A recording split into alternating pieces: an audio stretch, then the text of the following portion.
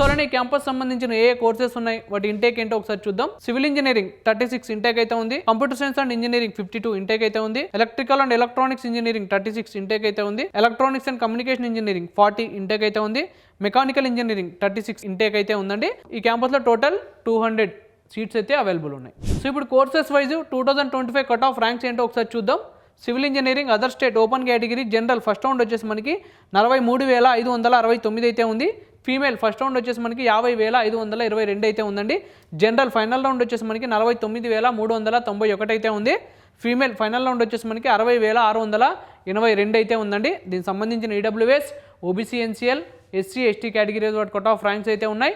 ఒకసారి screen shot తీసి అయితే పెట్టుకోండి. Computer science and engineering other state open category general first round వచ్చేసి మనకి 16,717 అయితే ఉంది. ఫీమేల్ ఫస్ట్ రౌండ్ వచ్చేసి మనకి 28,468 అయితే ఉందండి. జనరల్ ఫైనల్ రౌండ్ వచ్చేసి మనకి 18,491 అయితే ఉంది. ఫీమేల్ ఫైనల్ రౌండ్ వచ్చేసి మనకి 31,912 అయితే ఉందండి. దీనికి సంబంధించిన EWS, OBC, NCL, SC, ST categories వాటి కట్ ఆఫ్ ర్యాంక్స్ అయితే ఉన్నాయి. ఒకసారి స్క్రీన్ షాట్ తీసి అయితే పెట్టుకోండి. Electrical and electronics engineering other state open category general first round వచ్చేసి మనకి 27,268 అయితే ఉంది.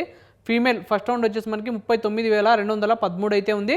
జనరల్ ఫైనల్ రౌండ్ వచ్చేసి మనకి 33,738 అయితే ఉందండి. ఫీమేల్ ఫైనల్ రౌండ్ వచ్చేసి మనకి 42,033 అయితే ఉందండి. దీనికి సంబంధించిన EWS, OBC, NCL, SC, ST categories వాటి కట్ ఆఫ్ ర్యాంక్స్ అయితే ఉన్నాయి. ఒకసారి స్క్రీన్ షాట్ తీసి అయితే పెట్టుకోండి.